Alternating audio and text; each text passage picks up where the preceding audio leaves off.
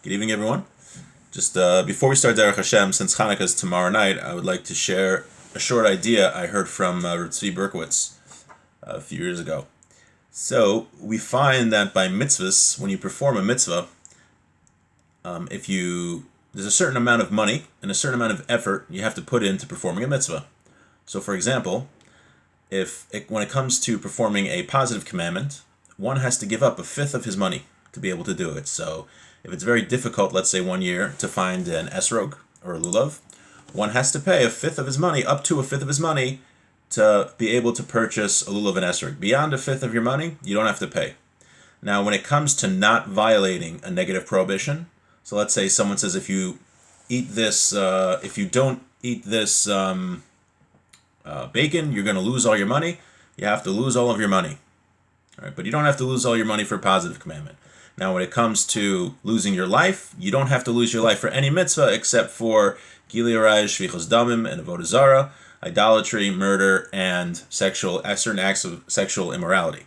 So, we find by Chanukah, it's a very interesting halacha, that one has to even sell his clothing to be able to purchase a menorah, which is very strange because at best, Chanukah should be a positive commandment where a person is only obligated to give up a fifth of his money to be able to light Chanukah candles. But even more than that, the Chanukah is only a mitzvah which is rabbinic. It's not even a mitzvah from the Torah. Yet it has this stringency that a person has to sell if he's such a poor person that he can't afford anything and all he has is the shirt on his back. He's got to sell that shirt to be able to light Chanukah candles. So Chanukah apparently has something which is very important and very serious about it. So Tzvi Berkowitz explained the importance of Chanukah, which is also by Purim, is the aspect of Pirsume Nisa, of publicizing the miracle that happened.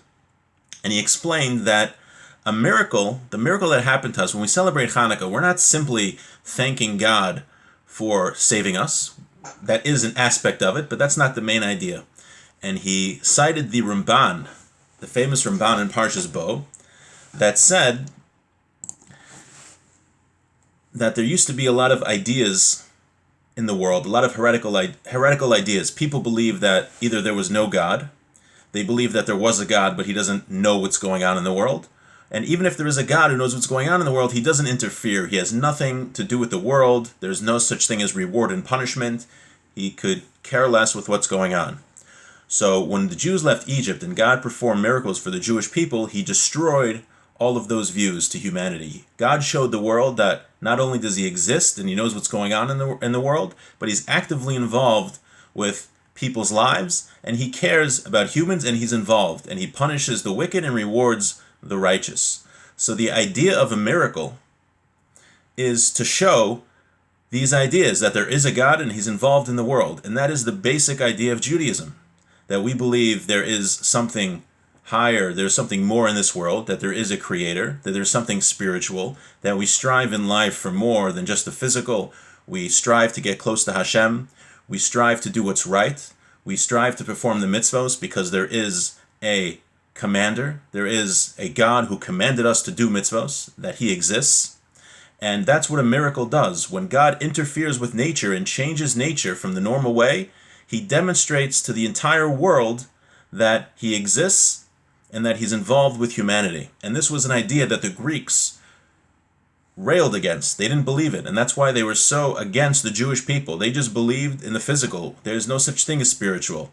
Whether there's a God, that's irrelevant. Whether, for sure, if there's a God, he has nothing to do with the world, and I can do whatever I want, and there's no such thing as reward and punishment.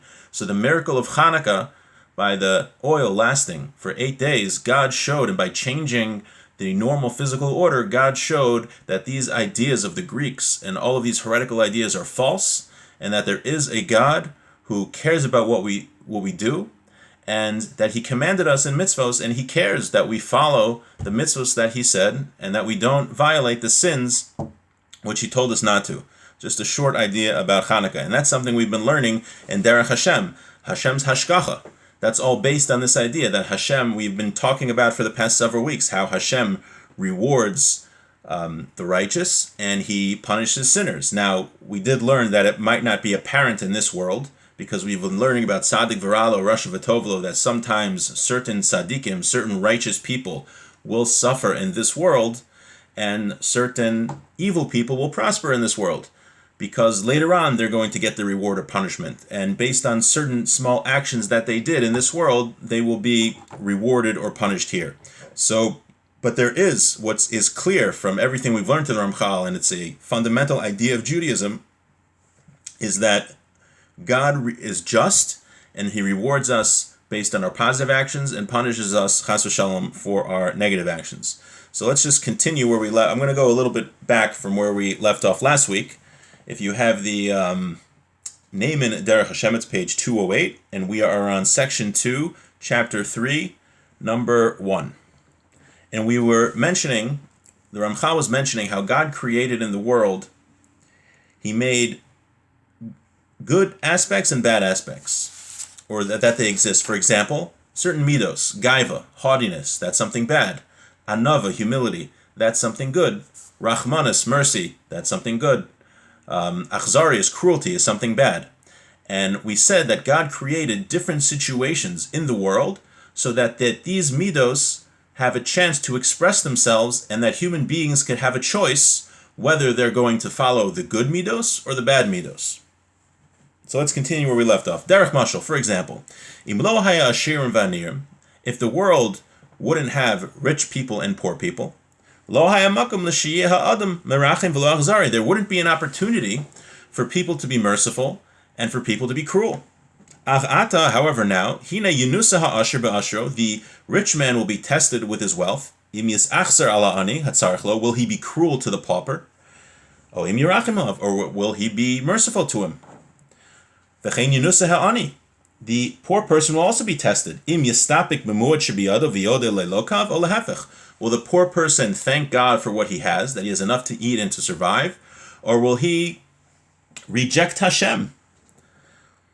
So God created different types of people. Certain people were born wealthy and will continue to be wealthy, and certain people will be born poor. And we'll talk later, Mitzvah Hashem, about mazel and how that affects, and ein mazel Yisrael, if the Jewish people have mazel, whatever, it's a separate conversation. But God created rich people and poor people and put people in different situations so that there's an opportunity that we are tested. If you're someone who's privileged to have wealth, are you going to give that extra money, that extra tzedakah to the poor person? If you're a poor person, are you going to thank God for what you have? Or are you going to just be bitter your entire life that you don't have a bigger house like the guy down the street?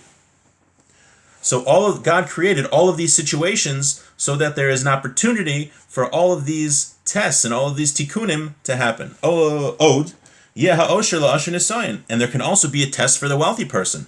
How so?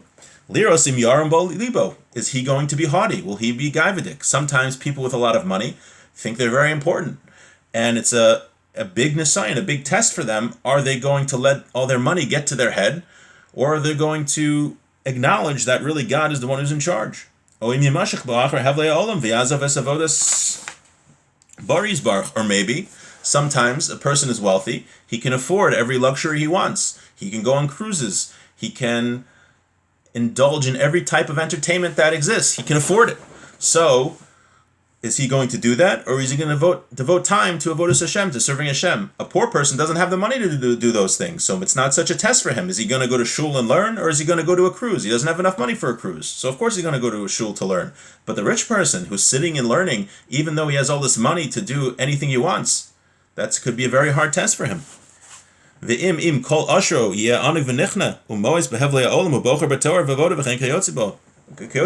all of his money, will he reject? It's very hard for him to reject all of the temptations of this world and to devote himself to serving Hashem.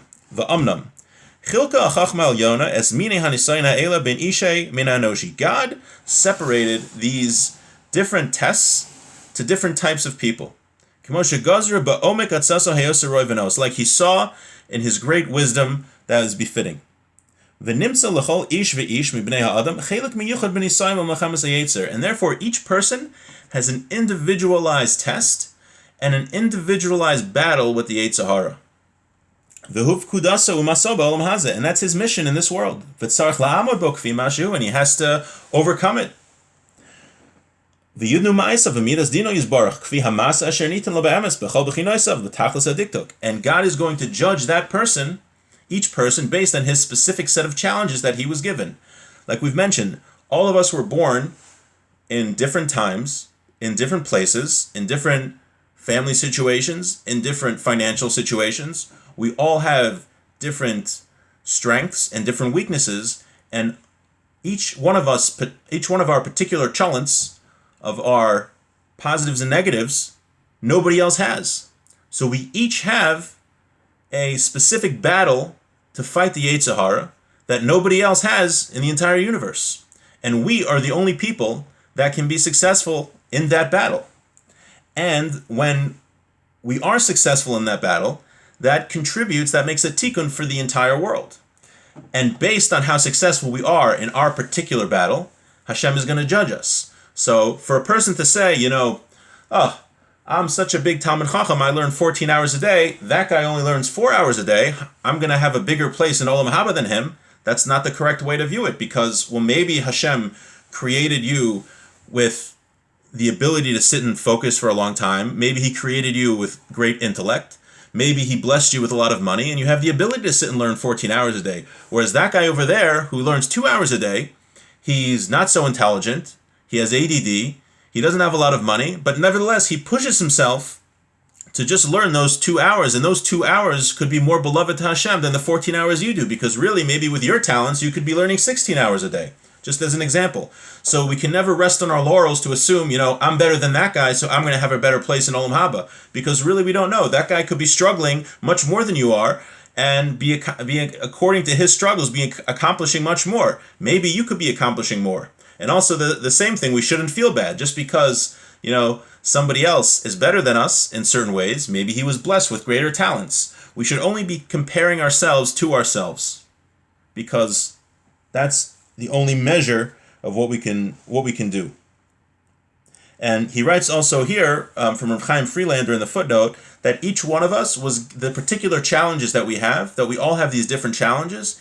Each one of us were given those particular challenges that was perfectly fitted for us.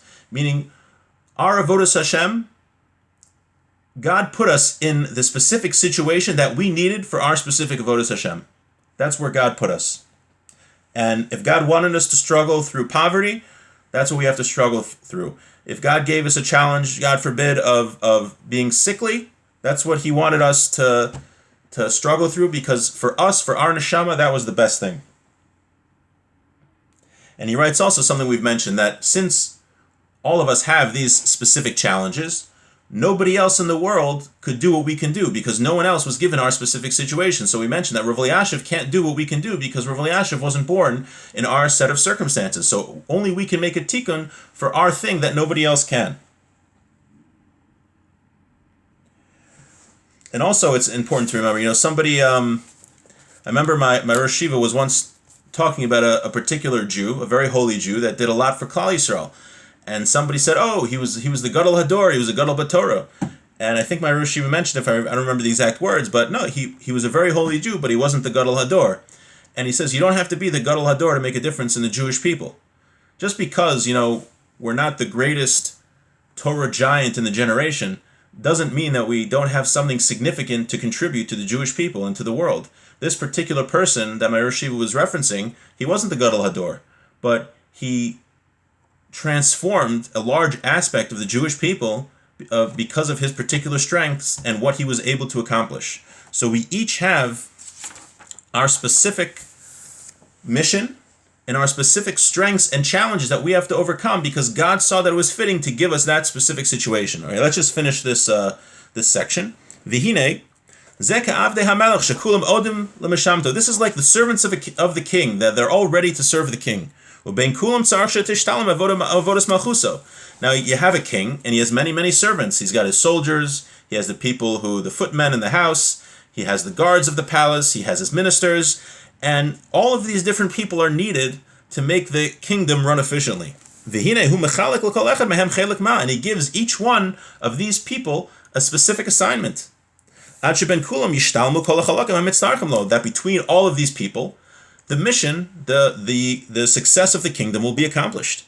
V'hine kol echad mehem mutar lolav hashlamas hachelek hahu asher nimsalo. And each person, each individual, has to complete that task which he was assigned. So the soldier has to fight wars, the minister has to negotiate treaties, the footman has to take care of the king's personal needs. Ukfi pulaso bifkudaso kachid muleo melech. And according to the way that each servant of the king succeeds in his mission will be how he's be rewarded. So according to the way that the soldier fights his battles, he's going to be rewarded that way. It's not going to help the king if the soldier starts mopping the floors. That's not beneficial to the king. He has a footman for that. However,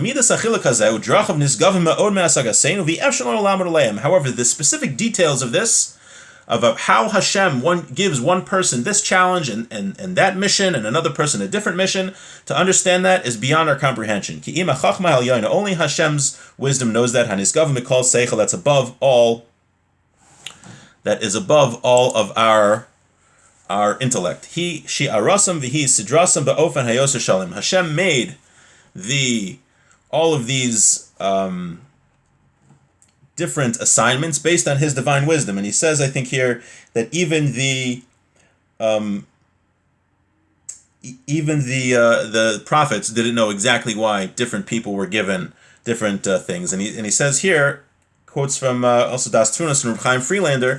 That's why we don't know why a specific tzaddik, a specific righteous person, will have a very easy life, and another righteous person will have a very difficult life. Right?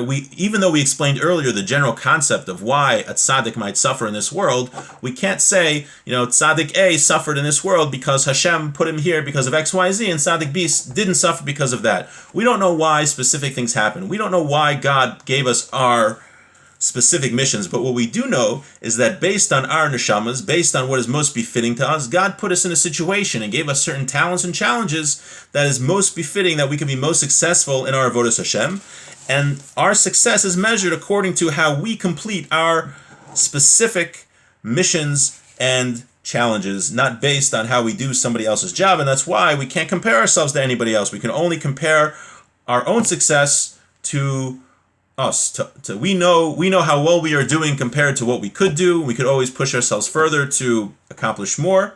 And anyone have any questions or comments on that? Okay. Thank you everyone for coming, and thanks Leah Goldman for organizing once again. And wish everyone a very, very happy and meaningful Chanukah.